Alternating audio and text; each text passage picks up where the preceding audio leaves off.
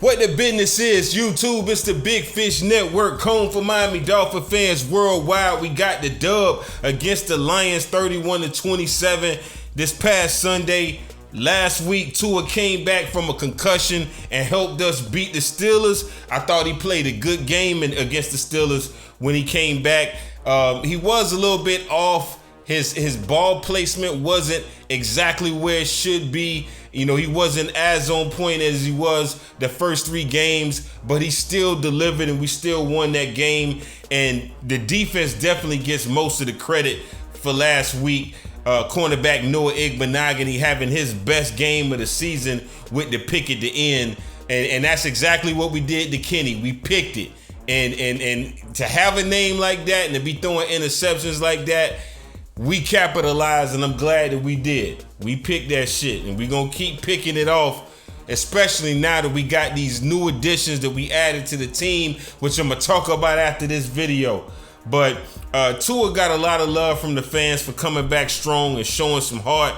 And, you know, I would say this game here against the Lions, in my opinion, and I done watched every single game, is probably Tua's best game besides the Cardinals game and the Ravens game.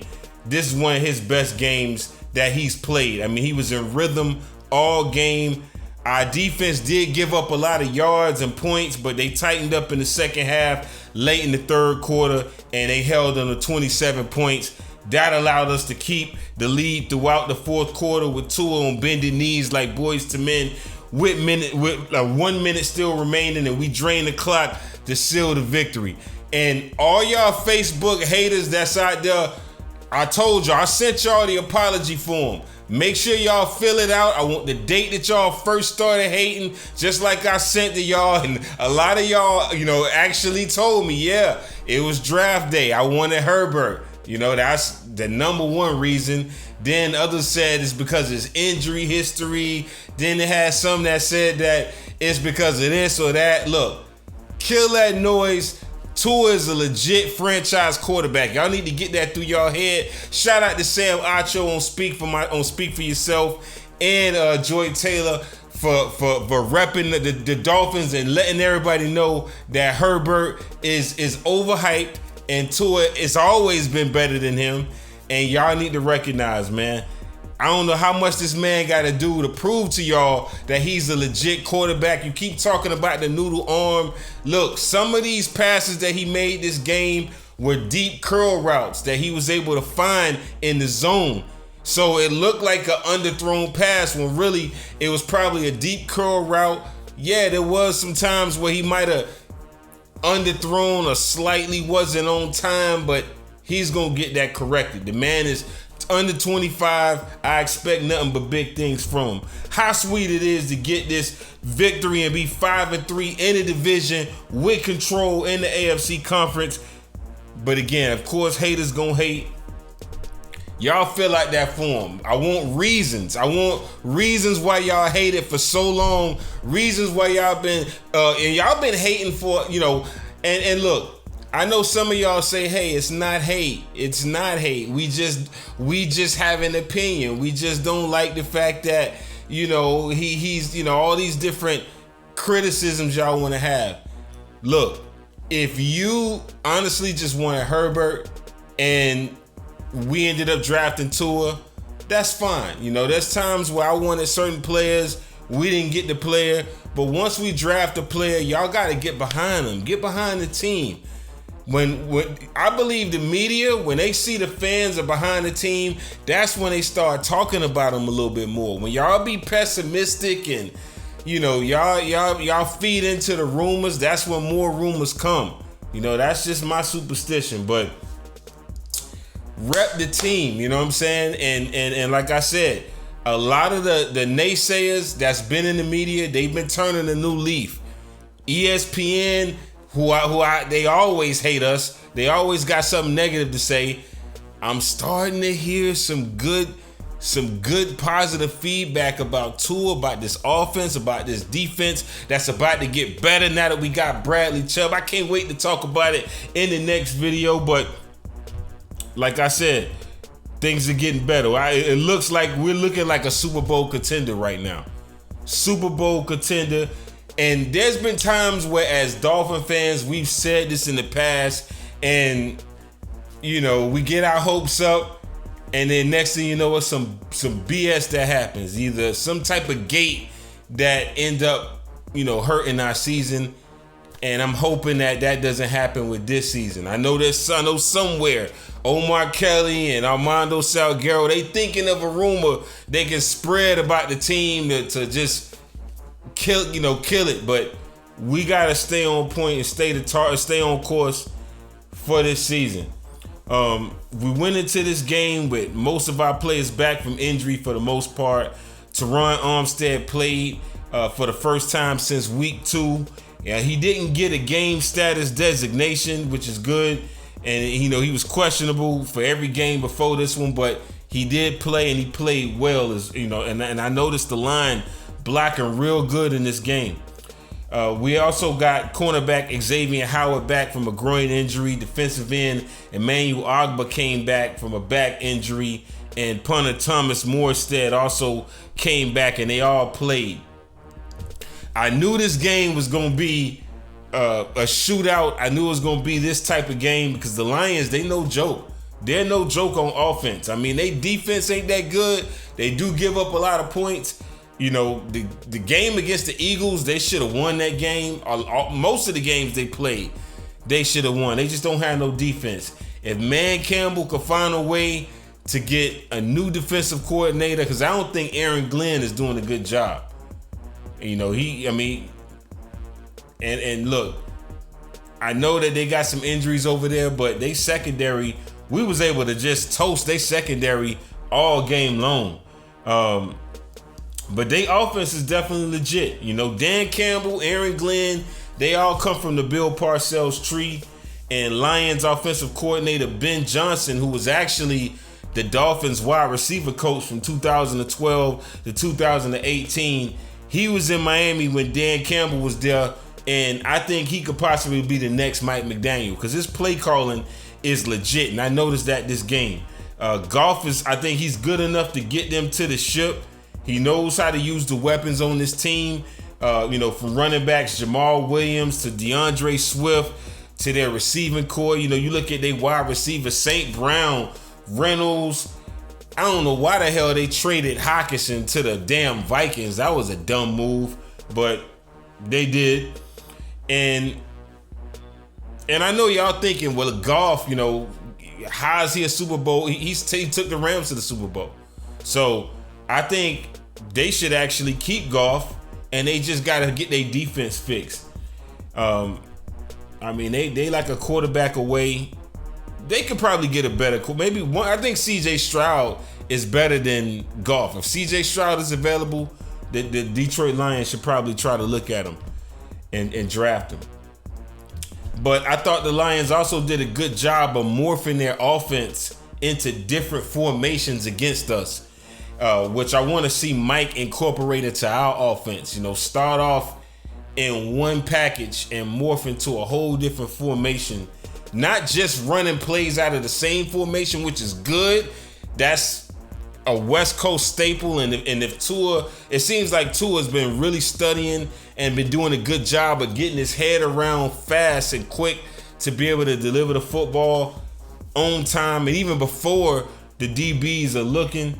So that's good. But I want to still see us do some more morphing from one formation to the next. I think that's a good strategy to use.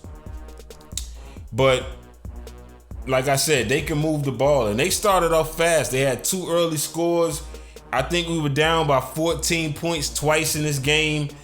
But if you can hang with the Lions, you could beat them, because like I said, as good as Goff is, he don't have the mobility, to be clutch, and he could be turnover prone or choky in the fourth quarter. And Tua went blow for blow with him this game and was surgical on every single series. The Steelers game, we had 3 and outs in the second half. This game here, from start to finish, it just seemed like Tua was just surgical, getting what he wanted, and I just thought that he played a hell of a game this game. I blame Josh Boyer for this defense giving up big plays and scores. I mean, I think we have all the players we need, especially with, adding Chubb. But the defensive play calling definitely needs to improve. Maybe this is the missing piece. I mean, but sometimes his timing is, of when he calls a zero blitz, I think it's not been at the right times at times. I mean, and it's hurt us. We need to generate more pressure with 4 players up front, especially in our nickel and dime packages, and stop relying so much on the blitz. I mean, don't get me wrong, I do like the pressures, but the teams that we played, they found a way, especially the Ravens.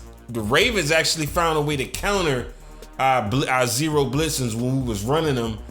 They made some good adjustments from last year, because last year it seemed like we had the code. We cracked the code on how to stop Lamar Jackson, but as you can see, we had to come back the way we did to win that game. But I mean, you look at the numbers. Our defense gives up, and it's a difference between when we play on the road and we play at home. At home, we only give up 15 points a game. On the road, we've been giving up 35 points on the road, and we gave up damn near that many this game. We gave up 27 this game. But we got to do something also to limit these penalties, because that's also been hurting us. They haven't hurt us as much on offense, but they have been killing us a lot on defense. We're not getting off the field on third down because of these dumb penalties, and I think we should have way more 3 and outs than we have right now. And I'm going to talk about these penalties more in another video, because it's definitely concerning right now. We entered this game 19th in scoring overall, top 10 in other offensive categories, and I think we probably would be way high. We'd be in the top 10 right now if it wasn't for the penalties. We're 65% in the red zone, which is good. But again, it's going to sound like a broken record.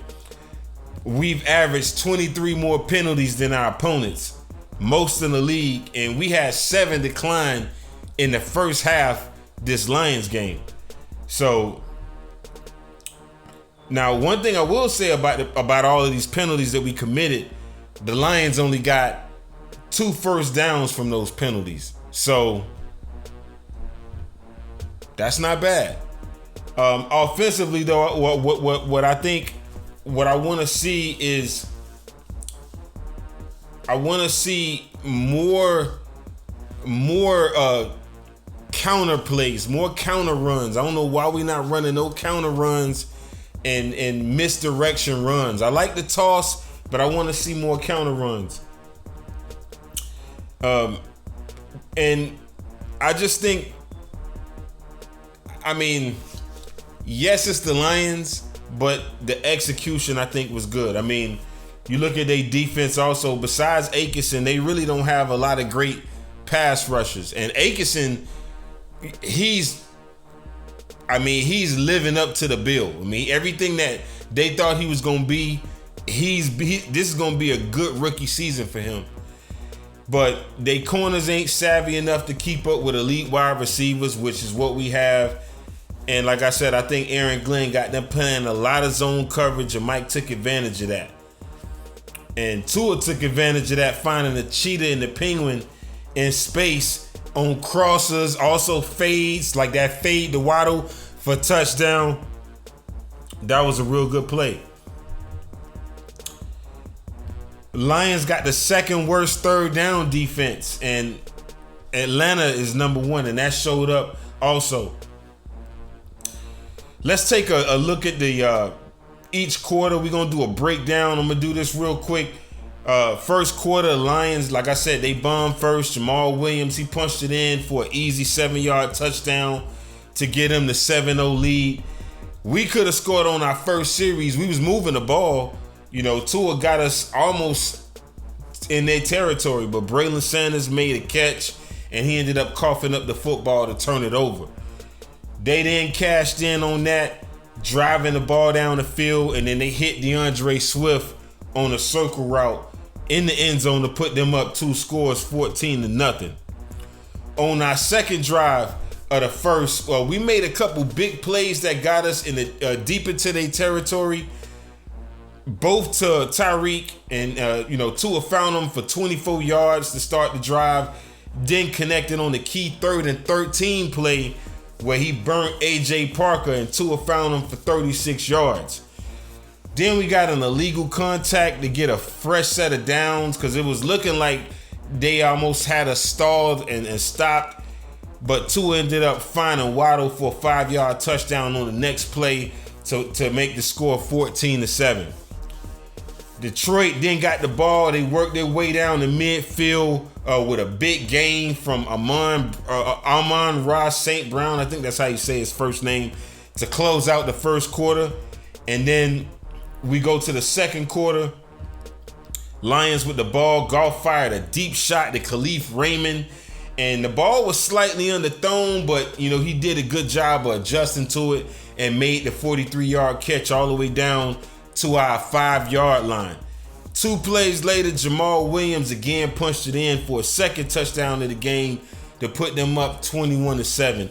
Where's the goal line stops? We gotta stop teams from running the ball, especially up the middle in the red zone. We gotta stop that. But like I said, that put them up 21-7. What does Uno do? Fire shots back like he always do. He's a comeback kid. He's been that all his life. He came back at Georgia in the national championship game. Came back against the Ravens. Came back from concussion. We beat the Steelers last week. He does it again. 42-yard bomb to Hill to start the next drive. A few plays later, Waddle beat AJ Parker for a 29-yard dot to put us up closer, 21-14. Excellent timing and design. You see Uno not hesitating, just perfect product placement, putting it right where it needs to be. Just like how he did in the interview, right over the shoulder, on the money. Then they get the ball. We let Jamal Williams tote the pill on us all the way up the midfield, but our defense ended up clamping down and forcing a Michael Bagley 42-yard field goal, which was good and made it 24-14. Again, Tua answers back on a clutch conversion to Trent Sherfield for a 14-yard gain a few plays later. And then Waddle picked up a 3rd and 6 with a 13-yard catch. The Lions eventually got a stop on a 3rd and 16 after a Juju Hughes sack on Tua, but we ended up kicking a 45-yard field goal to make it a 1-possession game with 2 minutes and 6 seconds left in the half. At that point, the score was 24-17. So this looked like a final score. This was a score in the first half. We almost forced another 3 and out, but the Lions ended up pulling off a fake punt with CJ Moore, who they just signed and picked up. He ended up running it on the left side and getting the first down. They got the ball in the red zone and had one shot at the end zone with 6 seconds left. But Josh Reynolds ended up dropping a touchdown pass. Really, it was good defense, good coverage, and we forced Bagley to kick another field goal, this one from 26 yards, to make it 27-17, Lions up at the half. Third quarter, we picked up right where we left off. Tua ended up quickly, because we got the ball in the second half. Tua went 4 for 4 for 52 yards. And we capped the drive off with a 1-yard touchdown run from Alec Ingold, who spiked the ball because he was so lit. This is his first rushing touchdown, and that ended up making the score 27-24. And like I said, they corners are trash. I mean, we abused AJ Parker the whole game. Detroit, they couldn't counter this time. We got the ball back, converted another key 3rd down with a scramble by Tua for 18 yards. That Tua don't give a damn about that concussion. He's running the ball. In the Steelers game, he ended up putting the shoulder on somebody.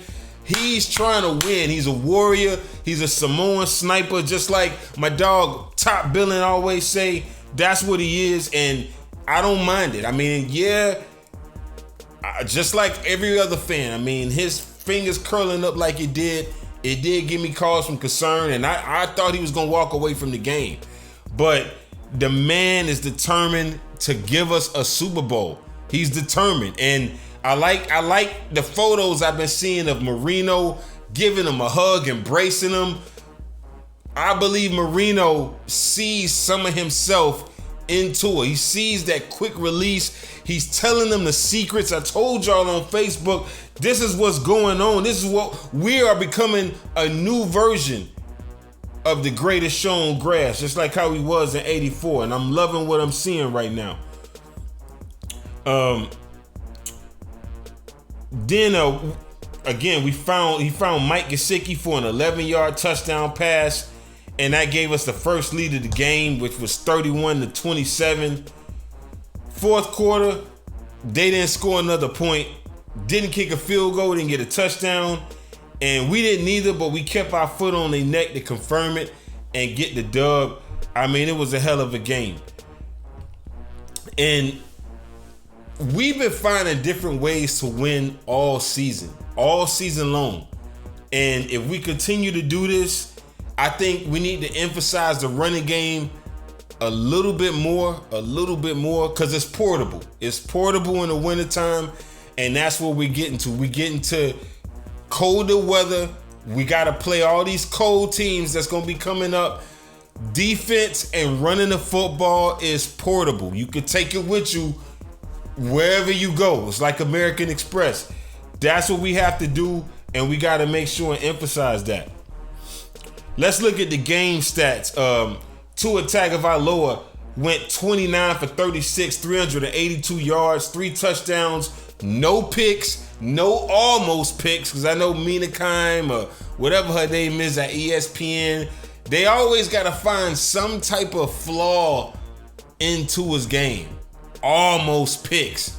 There's a lot of quarterbacks that almost pick. Some of the greatest quarterbacks to ever play this game had games where they had 3 and 4 almost picks. They didn't pick it. They didn't get the interception.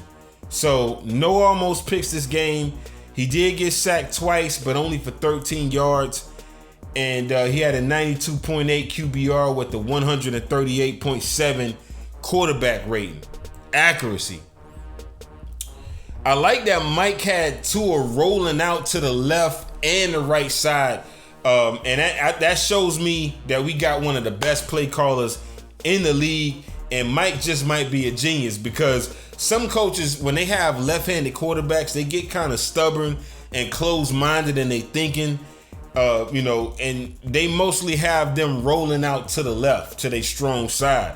But if you keep doing that, teams are going to end up keying up on that, and they're going to have somebody on the edge waiting for Tua when he rolls out to the left. So, I remember Michael Vick, because he's also a lefty, saying that he used to beg the offensive coordinators to let him roll out to the right. And I'm a lefty myself. When we can roll out to the right, believe it or not, we can still be effective that way, especially if we got flood concepts with wide receivers on the left, going to the right on dig routes, deep digs, intermediate digs. If we can roll out to the right, we'll be able to be accurate with the football, finding them coming across the field, believe it or not. So I like the fact that Mike McDaniel is open-minded like that. And we did that this game, and I hope we roll Tua out more off of motion for the rest of the year, for the rest of his career. Let this be one of the staples of a Tua Tagovailoa attack. I like the fact that we had more passing first downs than them. We had 18 to their 13. And that's good. Let's look at the running game. We gained 107 total yards on the turf. Raheem led the way with 14 carries for 64 yards, 4.6 average. No touchdowns, but I think those were an impressive 64 yards. And I think Most is a keeper. I think we should extend him for maybe 2 years and maybe find a clone in the draft next year that could be the future Raheem Mostert, because it seems like his style of running fits perfect in Mike McDaniel's system. I think he's a prototype for Mike's ground and pound. And he run that toss better than all our other running backs, especially Chase Edmonds, which I'm glad we got rid of him. But Tua he also had 5 carries for 19 yards. Chase only had 4 carries for 14 yards. I don't be liking how some of the running backs we've been getting, I don't like how they run. What are you looking at, Chris? Like, why are you not looking at running backs who can use their hands, who got good leg power? That's what we looking for. But we had more rushing first downs than them also, by 8 to their 7. Receiving, the Cheetah and the Penguin put on another show with 294 yards between them. So far this season, they got more yards than 7 teams this year. 7 teams. And they broke a record for most receiving yards by a tandem with 1,688 yards. I definitely believe both are going to the Pro Bowl, and they both going to break 1,000 this year. They might each get 1,500. That'll be another record broke. But I'll put money on it. They damn sure going to get 1,000 plus yards this year. Before the game, Tyreek had 12 receptions for 188 yards. His longest play was 42 yards. Had 14 targets, no touchdowns. We need to get more plays for Tyreek in the end zone. Waddle had 8 recs for 106 yards with 2 touchdowns on 9 targets. And Trent Sherfield would have had a touchdown, but Mike didn't challenge it. That was a touchdown. I don't care what nobody say. And I've seen on Facebook, they got photos of Trent stretching out and the ball crossing the plane. Mike, you should have challenged that, man. We need you to use them challenges now. That would have been Tua's 4th touchdown. Mike Gesicki had a great game and was finally used the way we should use him all year, which is an additional threat vertically. I want to see us use him more on digs and drags and tight end screens at some point this year. Over the last couple games, I think we've been finding Mike. He caught a nice touchdown this game. Braylon Sanders also caught 2 passes for 17 yards and played this game because River Craycraft is injured. But coughing up the football, you can't do that, bro. You can't do that. We got other options. We got Eric Nzukama. We got we'll put Tanner Conner out there to replace you. Like, you can't be dropping balls, man. We need you locked in and focused this year because we're trying to get to the ship. I don't want to hear no complaints about the O-line this week because they played their asses off this game. Tua had time to drink coffee back there at times, and he got the football out of his hands using that quick trigger. Even when Liam Eichenberg got hurt, which I hope, Liam, we know that you got a future with us, even though you got some improving that you damn sure got to do because you done gave up some sacks, but still, we praying for you, dog. We want you to come back. Liam got carted off the field. We've been having a lot of crazy injuries this year, man. Like, I don't know what's going on. It seems like, and they've been like while we making plays, while we making good plays. But Robert Jones stepped up, and he was even, we was even running off of Robert Jones. Raheem Mostert was able to find a good, I think he got a nice 15, almost 20-yard run. And we've been, getting some good pulls and leads from him this game. Center Connor Williams also did a good job of snapping the ball. He didn't snap it high this game, which is good. And he did a good job of pulling in the rush, too. On defense, we got out-hit this game. 58 total tackles to their 62.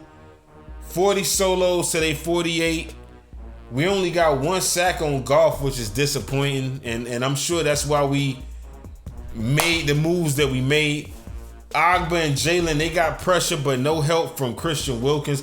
Christian, I want to see you get more penetration in the middle. Yeah, you've been getting some tackles for loss. You've been stopping the run, but you're not getting no pressure on the quarterback. Like, you need to get Wilkins. You need to try to average at least like 5 or 6 sacks a year. That's what I want to see. Goff completed 27 of 37 passes for 321 yards, 1 touchdown, no interception. Not bad. I mean, his QBR was 62.9. Not as accurate as Tua.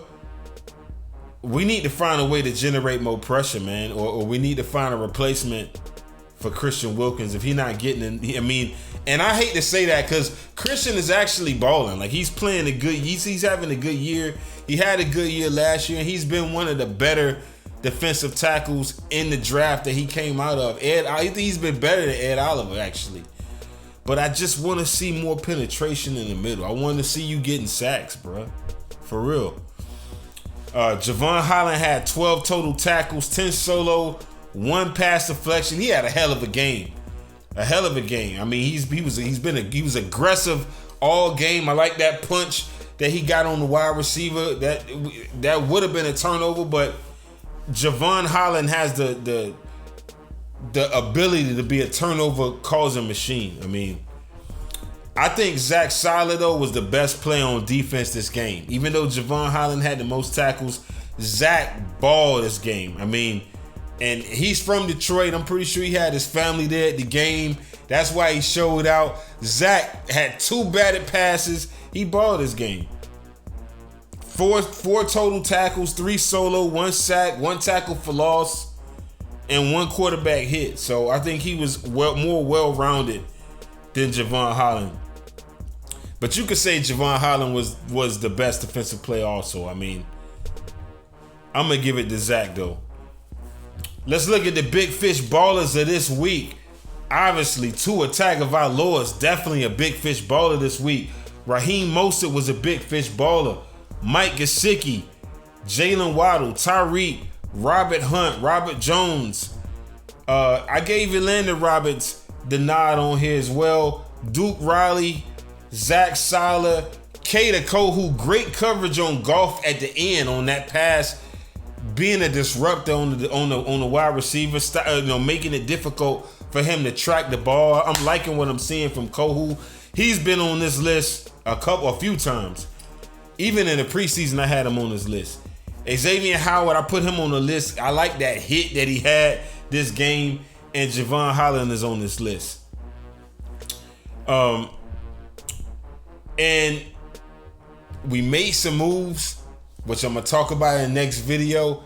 But this is becoming one of probably the best Miami Dolphins roster that we've ever had. And it's early to say that, but with these new additions, this is probably, you know what? I hate to say it, because that 90 squad and that 91 squad, 92 squad, it's the best roster. This is going to be the best roster we've ever had. I mean, I got to say it. Y'all let me know what y'all think. Is this the best roster we've ever had? Is this becoming a Super Bowl contending team? I believe so. I don't think it's too early. Even though we're 5-3, and yeah, we could probably lose a couple games, I don't see it. I see us beating the Bears next week, which is who we got. And we travel to Soldier Field. We're going to be playing them away. So I think we can win that game with no problem. I mean, Justin Fields is not looking elite. I see potential, I see flashes, but it looks like we're going to be able to handle the Bears, even though they did making a good addition themselves by getting Chase Claypool. But we're going to talk about it in the next video. Let me know what you think in the comment section. Again, don't forget to subscribe to the channel and click the notification bell. Till next time, signing off, TBFN. Fins up.